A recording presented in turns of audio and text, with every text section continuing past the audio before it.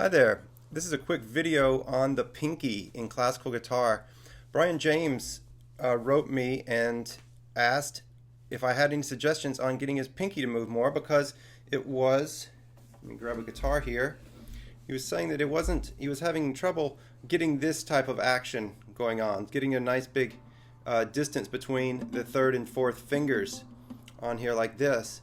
And I think a lot of people have this problem, and there's a couple of reasons why, and it has really very little to do with the pinky itself. It's typically more has to do with the position of the hand. And so if you're like this, if this part of your hand is glued to the top right here, glued to the bottom of the guitar, I mean, then you're not going to have very much room to move. And whenever you try to do something with your pinky, it's going to be right up against the third finger. Instead, if you go down here and play on the sixth string, you'll notice your hand is already in a big C shape. It kind of has to be, because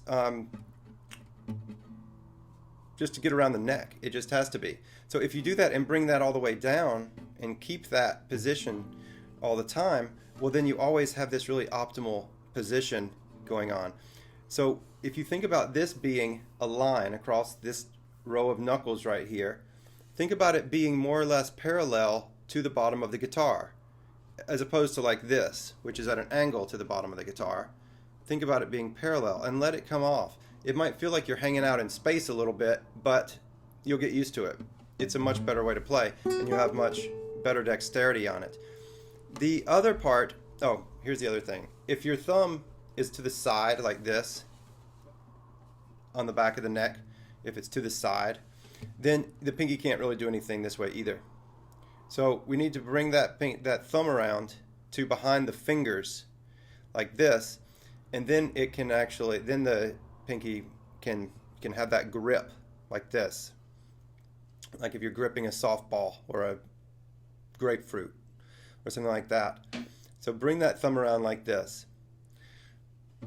then put it on the guitar like this, and then you have a better thing. And then look at that, you can just go like that, as opposed to this type of thing where you're wanting to clutch the guitar because it's going to fall out of your hand or something like that, or fly off into space.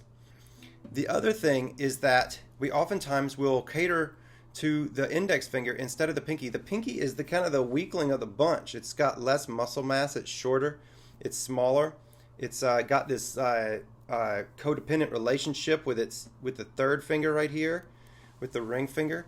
And so what we can do to help that is to actually position the hand so that the pinky is in the optimal position, and then let the index finger reach. And this is funky to a lot of people at first, but instead of just sticking like this, and then if I've got to go up here, then I have to like try to reach and get it.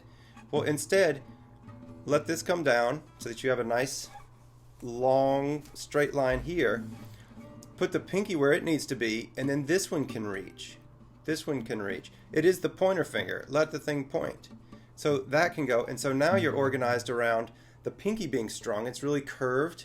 It's really in an optimal position to where it's really strong. Nice C shape on it. It's not too much like this or too straight. It's right in its strongest spot.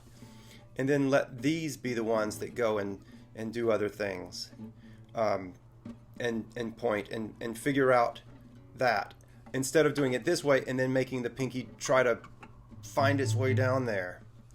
So those are a couple of suggestions. I hope that helps, and good luck on your pinky training. Take care.